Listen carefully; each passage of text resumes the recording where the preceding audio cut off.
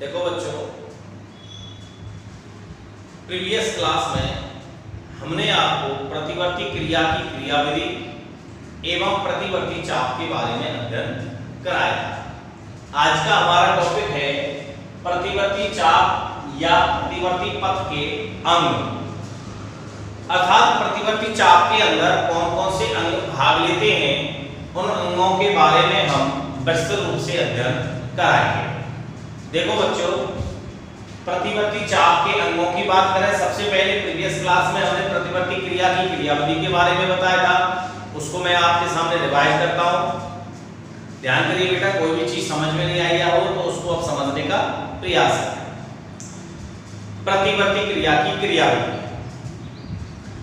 मेरुरज्जु के जो तंत्रिका तंतु हैं और अधर भाग से जो चालक तंत्रिकाएं निकलती हैं, वो इस क्रियाविधि में महत्वपूर्ण भूमिका निभाती है। देखो बेटा, प्रतिवर्ती क्रिया किसे कहते हैं? किसी क्रिया के प्रति अनुक्रिया हो रही है, अर्थात जब त्वचा में हम पेन चबाते हैं तो उद्दीपन उत्पन्न होते हैं। ये उद्दीपन कायिक संवेदी कोशिकाओं के डेंड्राइट में संचरित हो जाते हैं, अर्थात चले जाते हैं। यहां से ये उद्दीपन पास में ही स्थित मेरु तंत्रिका के पृष्ठभाग में गैंगलान में उपस्थित तंत्रिका कोशिकाओं में चले जाते हैं और यहीं से या इन्हीं कोशिकाओं से ये उद्दीपन सिनेप्टिक नोब से, अंतिम जो गांठनुमा संरचना है सिनेप्टिक नोब कहते हैं, वहां से ये चालक तंत्रिकाओं में स्थानांतरित हो जाता है। संवेदी कोशिकाओं में जब तक ये आवेग था, संवेदी आवेग कहलाता है, और जैसे ही ये चालक आवेग में चला जाएगा तो संवेदी आवेग चालक आवेग में बदल जाता है। यहां से ये आवेग संवेदी अंगों में चले जाते हैं और उन अंगों को गति प्रदान करते हैं। ये आपकी प्रतिवर्ती क्रिया की क्रियाविधि। दूसरा हमारा टॉपिक था प्रतिवर्ती चाप। तो प्रतिवर्ती जो क्रियाएं हैं ये अत्यधिक तीव्र गति से संपन्न होती है। तो संवेदी अंगों से उत्पन्न उद्दीपन, संवेदी अंगों से उत्पन्न उद्दीपन संवेदी तंत्रिकाओं से चलकर चालक तंत्रिकाओं से होकर वापस संवेदी अंगों तक अनुक्रिया के रूप में पहुंचते हैं। यह आवेग एक पथ का निर्माण करता है, उस पथ को हम प्रतिवर्ती चाप कहते हैं। इसमें संवेदी तंत्रिका और चालक तंत्रिका भाग लेते हैं, अर्थात सौर रूप में हम इस तरह से कह सकते हैं कि किसी आवेग द्वारा तंत्रिका कोशिकाओं से होकर, किसी आवेग द्वारा तंत्रिका कोशिकाओं से होकर तय किया गया पथ प्रतिवर्ती चाप कहलाता है। अब प्रतिवर्ती क्रिया जो है ये एक तो तीव्र गति से होती है, जिनका नियंत्रण मेरुरज्जु द्वारा किया जाता है। एक धीमी गति से होती है, जिनका नियंत्रण केंद्रीय तंत्रिका अर्थात मस्तिष्क और मेरुरज्जु के द्वारा किया जाता है। अब यहां से आगे का जो टॉपिक है वो है प्रतिवर्ती चाप या पथ के अंग। ये निम्नलिखित प्रकार के होते हैं। सबसे पहला है संवेदी अंग,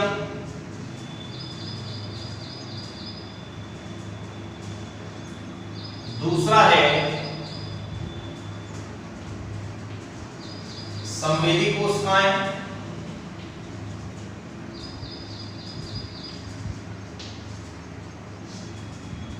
तीसरा है मेरुतंत्र का,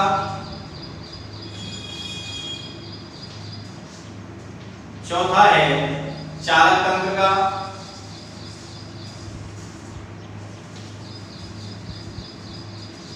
और पांचवा है प्रभावी अंग।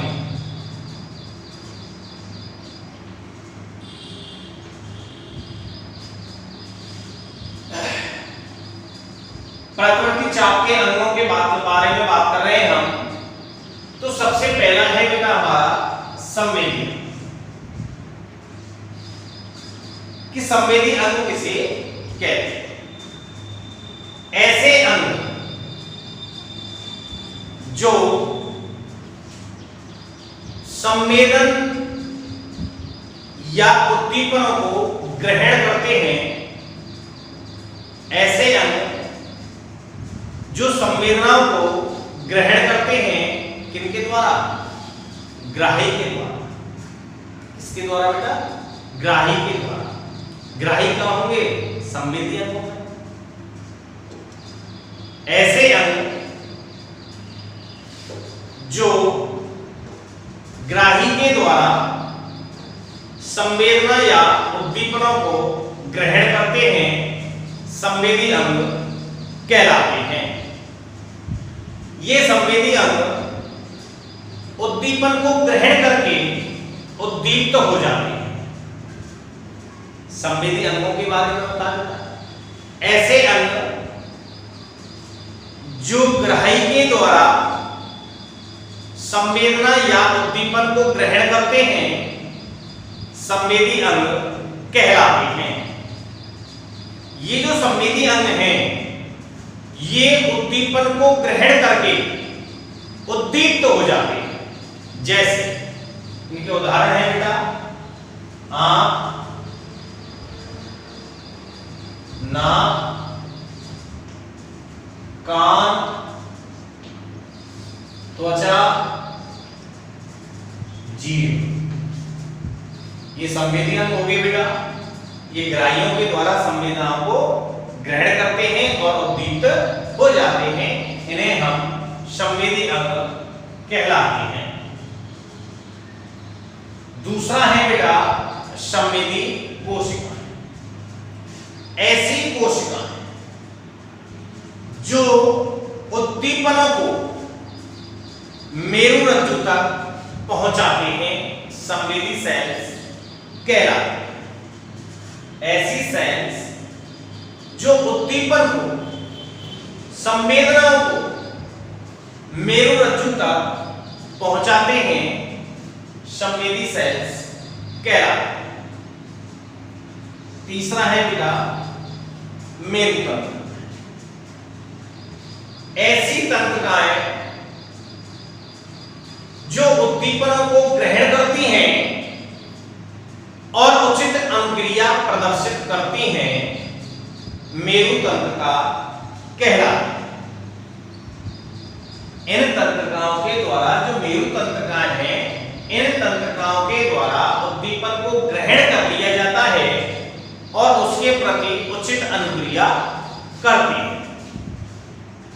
चौथा है बेटा चालक तंत्र।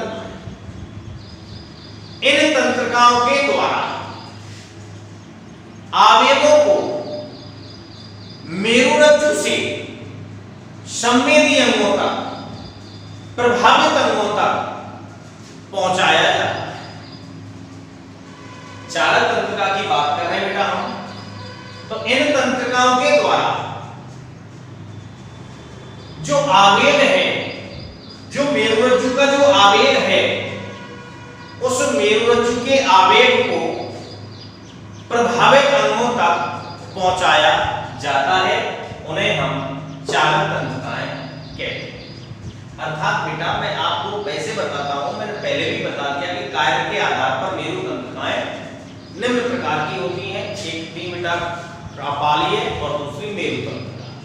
तो कपालीय तंत्रिका थी सबसे पहले संवेदी तंत्रिका, जो संवेदनाओं को ग्रहण कर मेरुरज्जु तक पहुंचाती है, संवेदी तंत्रिकाएं कहलाती हैं।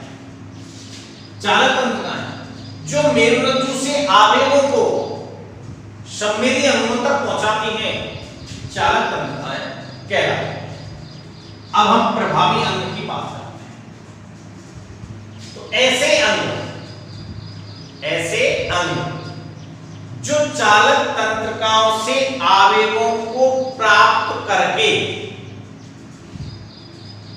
उचित अनुक्रिया प्रदर्शित करते हैं, प्रभावी अंग कहलाते हैं। ऐसे अंग जो चालक तंत्रिकाओं से आवेगों को प्राप्त करके अनुक्रिया प्रदर्शित करते हैं, प्रभावी अंग कहलाते हैं। जैसे पेशियां या ग्रंथियां, ये बेटा प्रभावी अंग होते हैं। ऐसे अंग जो चालक तंत्रिकाओं से आवेगों को प्राप्त करके अनुक्रिया प्रदर्शित करते हैं, प्रभावी अंग कहलाते हैं। एग्जाम्पल पेशी हो गए बेटा और ग्रंथि हो गए। तो ये 5 के 5 प्रतिवर्ती चाप के अंग होते हैं। सबसे पहला अंग कौन सा है बेटा? संवेदी अंग। दोबारा से रिवाइज करो, ध्यान से सुनिए। ऐसे अंग जिनमें उपस्थित ग्राही द्वारा, ऐसे अंग जिनमें उपस्थित ग्राही द्वारा बाह्य उद्दीपन को, बाह्य संवेदना को ग्रहण किया जाता है, संवेदी अंग कहलाते हैं। ये अंग उद्दीपन को ग्रहण करने के पश्चात उद्दीप्त हो जाते हैं। जैसे आंख है, नाक है, कान है, त्वचा है, जीभ है। दूसरा है आपकी संवेदी सेल्स। ऐसी कोशिकाएं जो कि मेरुरज्जु को उद्दीपन को, ऐसी कोशिकाएं जो उद्दीपन को मेरुरज्जु तक पहुंचाने का कार्य करती हैं, संवेदी सेल्स कहलाती हैं। ऐसी सेल्स जो उद्दीपन को ग्रहण करके मेरुरज्जु तक पहुंचाने का कार्य करती हैं अर्थात मेरुरज्जु तक ले जाती हैं, उन्हें हम संवेदी सेल्स कहते हैं। मेरु तंत्रिका की बात कर रहे हैं। इन तंत्रिकाओं के द्वारा उद्दीपनों को ग्रहण किया जाता है और उनके प्रति उचित अनुक्रिया की जाती है, मेरु तंत्रिका कहलाती है। अगला है बेटा चालक तंत्रिकाएं। इन तंत्रिकाओं के द्वारा मेरुरज्जु से आवेग को प्रभावी अंग तक पहुंचाने का कार्य किया जाता है। प्रभावी अंग की बात करें बेटा लास्ट, ऐसे अंग जो चालक तंत्रिकाओं से आवेगों को प्राप्त करके अनुक्रिया प्रदर्शित करते हैं, प्रभावी अंग कहलाते हैं। जैसे पेशियां या ग्रंथि। अब सुनिए, जब अपने हाथ गर्म जल में डुबोते हैं, तुरंत हटा लेते हैं। इस बात का हमें बाद में पता चलता है कि पानी गर्म था, उससे पहले ही हमने हाथ को हटा लिया। क्यों? क्योंकि जो दर्द का उद्दीपन था, उस उद्दीपन को संवेदी तंत्रिकाओं द्वारा ग्रहण किया गया और यहां से इस उद्दीपन को संवेदी तंत्रिकाएं मेरुरज्जु तक ले गई।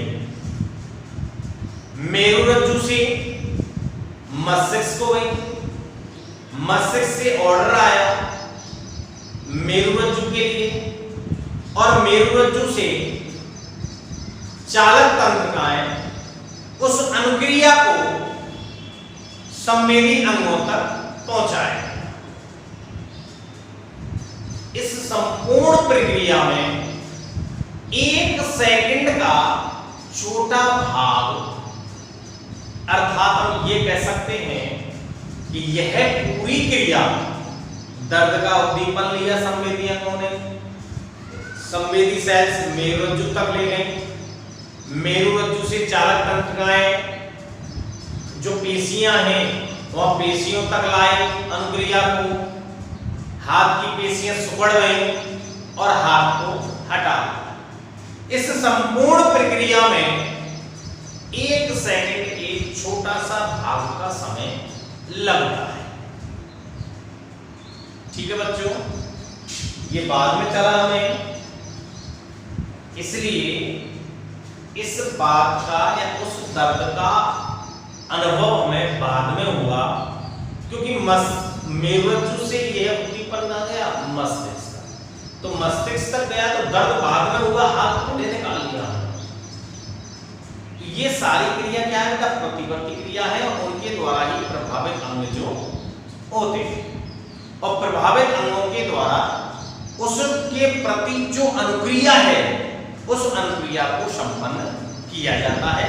अब आप नोटबुक उठाइए और उसमें हेडिंग डालिए आप प्रतिवर्ती चाप के अंग। हेडिंग लिखिए बेटा, प्रतिवर्ती चाप या प्रतिवर्ती पथ के अंग, और अंगों में नंबर 1 लिखिए आप संवेदी अंग।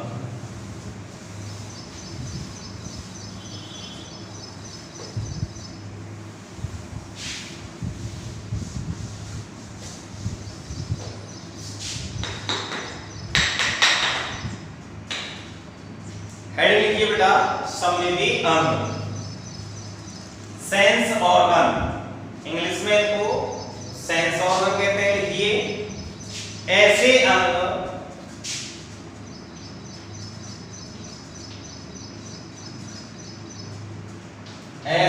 संवेदी अंगों में लिखो ऐसे अंग जिनमें उपस्थित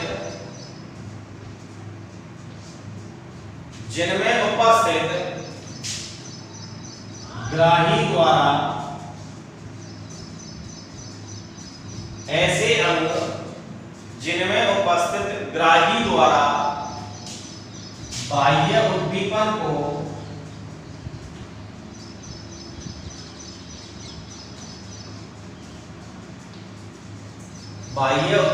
को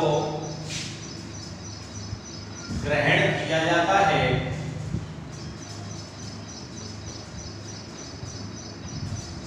संवेदी अंग कहलाते हैं।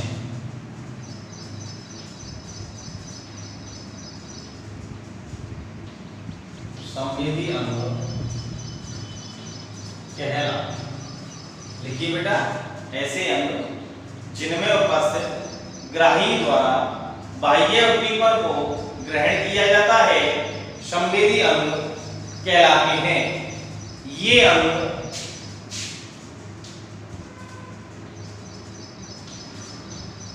उद्दीपन को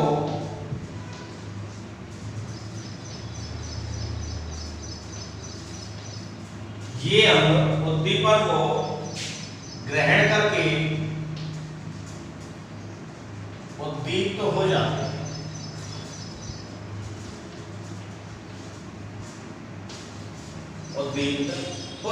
हैं। ये अंग उद्दीपन को ग्रहण करके उद्दीप्त हो जाते हैं।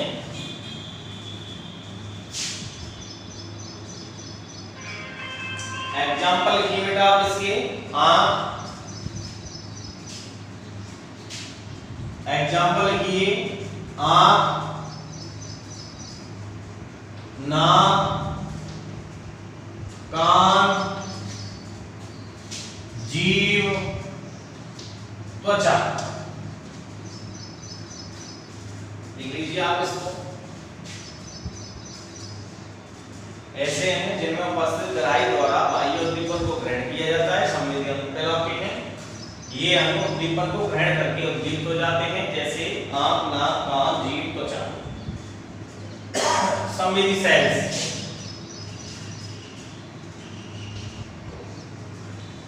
दूसरा अंग लिखिए आप संवेदी सेल्स। इसमें ये ऐसी कोशिकाएं जो कि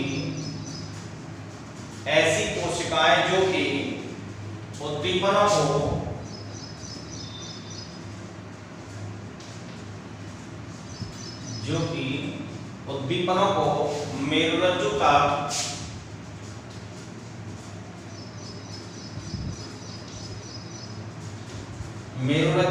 पहुंचाने का कार्य करती हैं।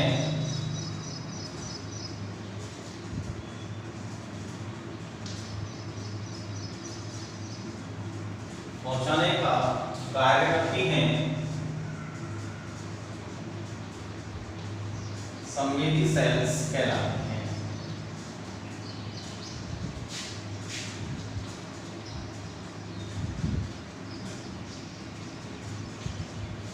ऐसी सेल्स जो कि उद्दीपनों को मेरुरज्जु तक पहुंचाने का कार्य करती हैं, संवेदी सेल्स कहलाती हैं।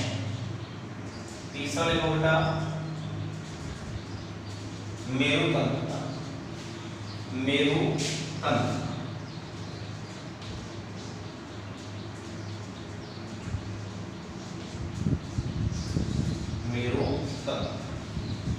इन तंत्रिकाओं के द्वारा, इसमें लिखिए बेटा डैश करके, इन तंत्रिकाओं के द्वारा मेरुतंत्र का हेड डाल के लिखिए, इन तंत्रिकाओं के द्वारा उद्दीपनों को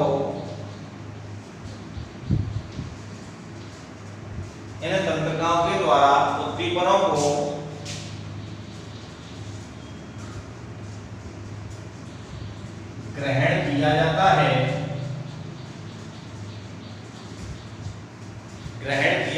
है, और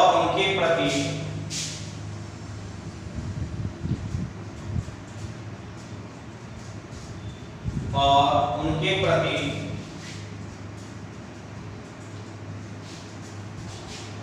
उचित अनुक्रिया की जाती है।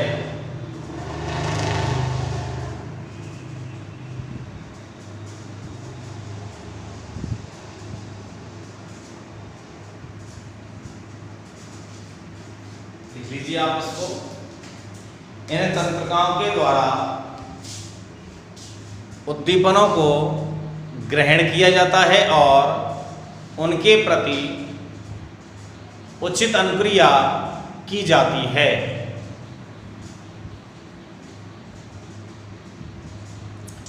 लिख लीजिए बेटा, तीनों को लिख लीजिए आप। संवेदी अंग ऐसे अंग जिनमें उपस्थित ग्राही द्वारा बाह्य उद्दीपन को ग्रहण किया जाता है, संवेदी अंग कहलाएंगे। संवेदी सेल्स ऐसी सेल्स जो कि उद्दीपनों को मेरुरज्जु तक पहुंचाएंगी। मेरुतंत्रिका ऐसी तंत्रिकाओं के द्वारा उद्दीपनों को ग्रहण किया जाएगा और उनके प्रति उचित अनुक्रिया की जाएगी। लिखिए बेटा। इसके बाद हेडिंग लिखिए बेटा आप चालक तंत्र।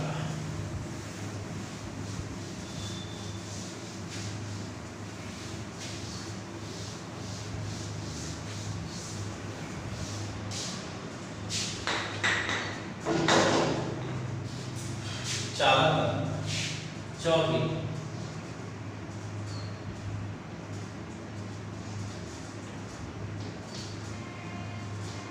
Motor nerves. देखिए बेटा, इन तंत्रिकाओं के द्वारा हेड डाल के लिखिए, इन तंत्रिकाओं के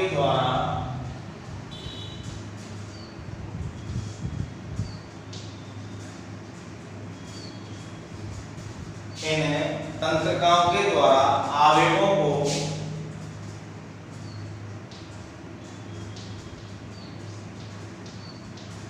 मेरुरज्जु से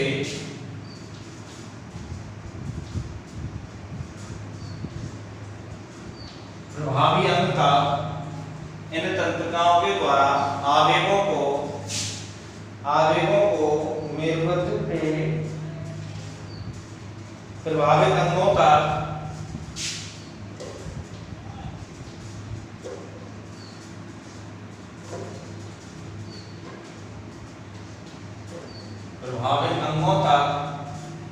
पहुंचाया जाता है।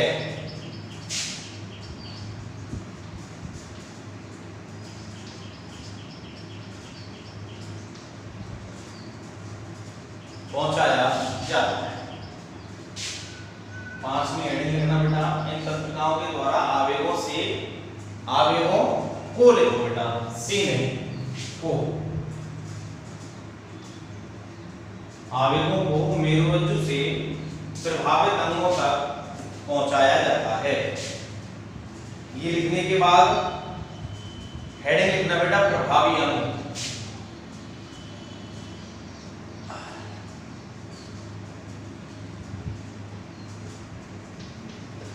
प्रभावी ऐसे अंग जो कि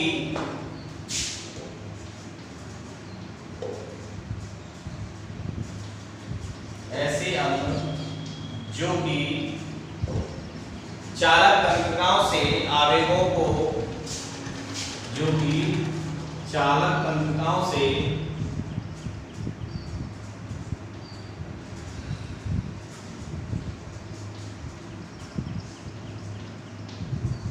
आवेगों की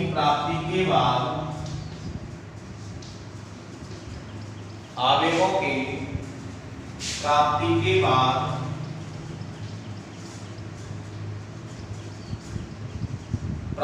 के बाद अनुक्रिया प्रदर्शित करते हैं।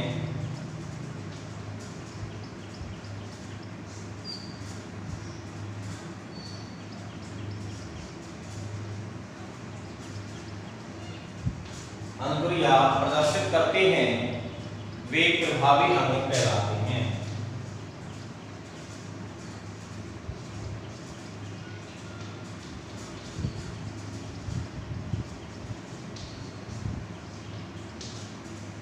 वे प्रभावी अंग कहलाते हैं। जैसे एग्जाम्पल लिख देना बेटा, पेशियां,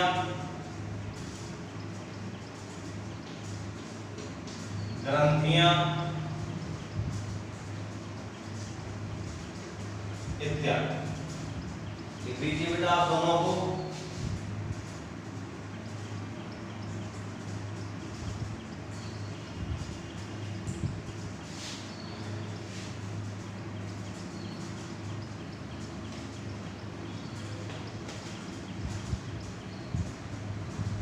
इसको लिखने के बाद डैश करके लिखिए आप। इसको लिखने के बाद डैश करके लिखिए। जब हम डैश करके लिखो बेटा, इसको लिखने के बाद डैश करके लिखो। जब हम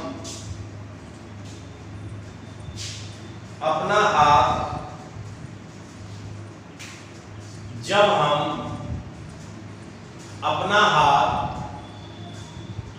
उबलते हुए पानी में डालते हैं, जब हम अपना हाथ उबलते हुए पानी में डालते हैं,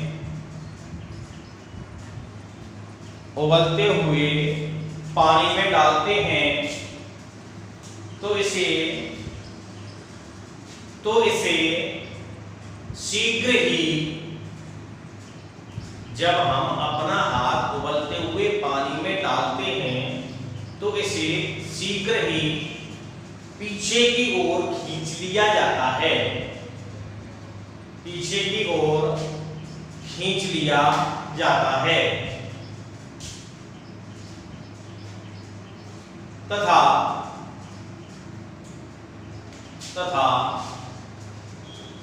इस बात का बाद में पता चलता है कि इस बात का बाद में पता चलता है कि पानी गर्म था। पानी गर्म था।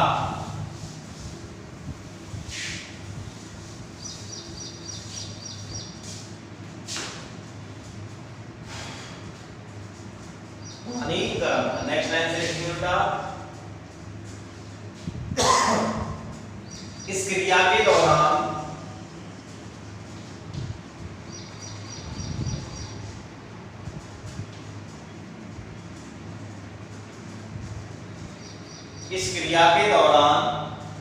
दर्द का उद्दीपन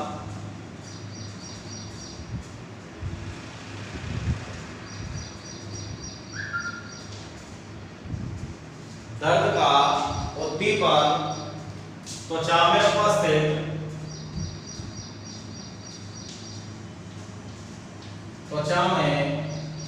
उपस्थित संवेदी तंत्रिकाओं द्वारा या संवेदी अंगों द्वारा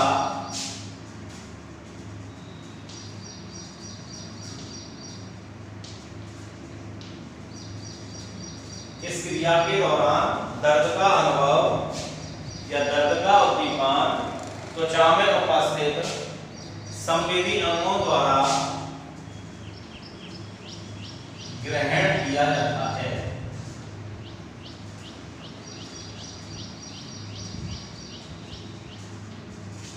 ग्रहण किया जाता है जिसे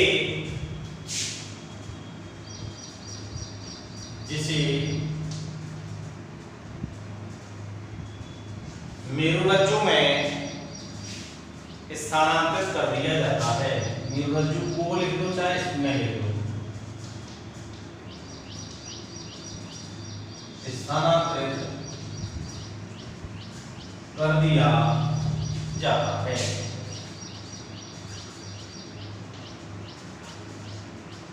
मेरुरज्जु को स्थानांतरित कर दिया जाता है और मेरुरज्जु से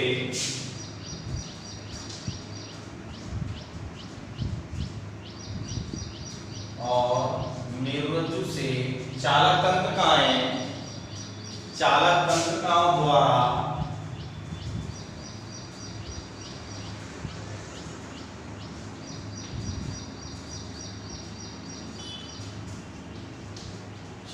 तंत्रिकाओं द्वारा यह आवेग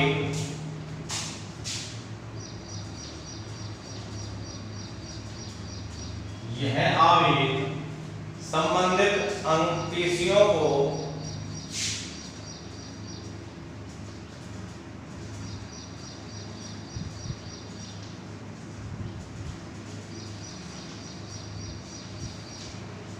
स्थानांतरित कर दिया जाता है। संबंधित पेशियों को स्थानांतरित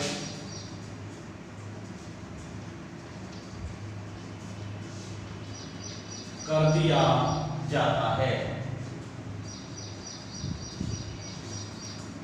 यह आवेग संबंधित पेशियों को स्थानांतरित कर दिया जाता है जिसके कारण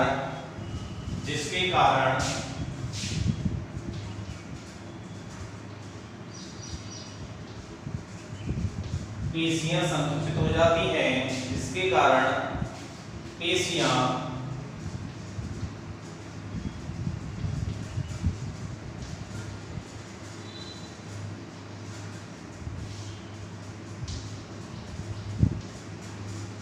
संकुचित हो जाती हैं और हाथ को पीछे की ओर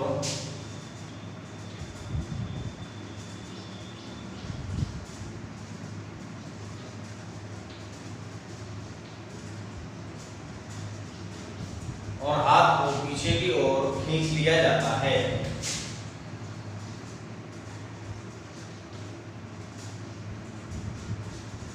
खींच लिया जाता है।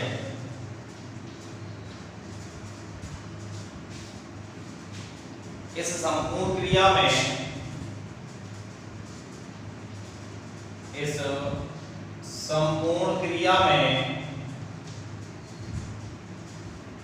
इस संपूर्ण क्रिया में 1 सेकंड का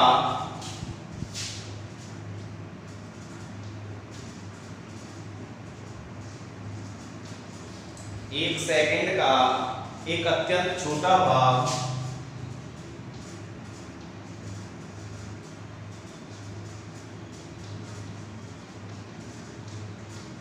लगता है।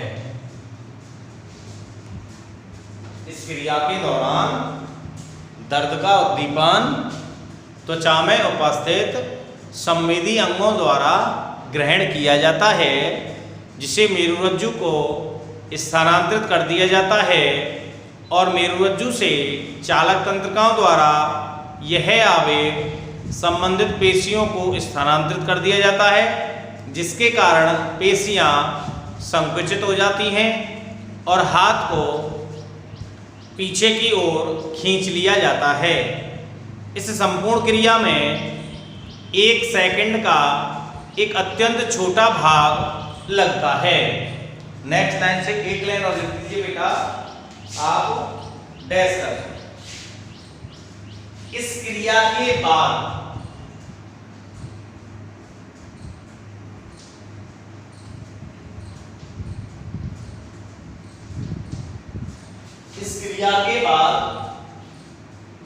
इस क्रिया के बाद दर्द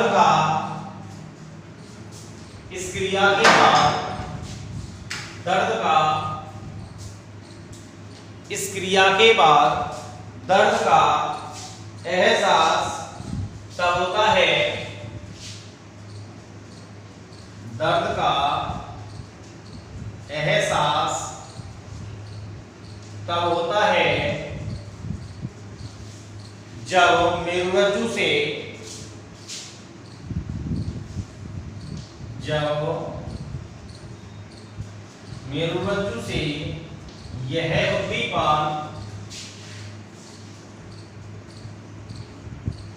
यह उद्दीपन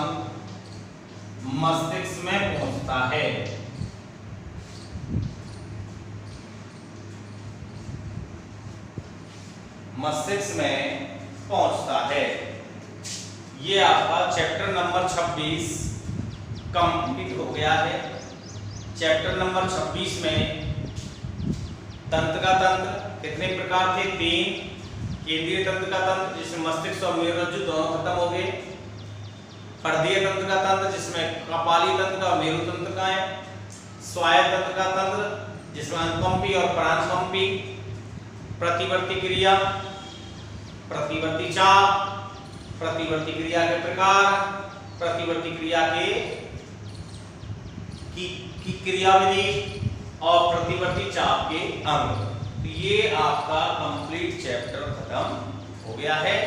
कल से नेक्स्ट जो क्लास होगी उसमें हम चैप्टर नंबर 27 मानव के संवेदी अंग यानी कि ज्ञानेंद्रियां, जिसमें मुख्यतः आंख और कान, इनका वर्णन किया जाएगा।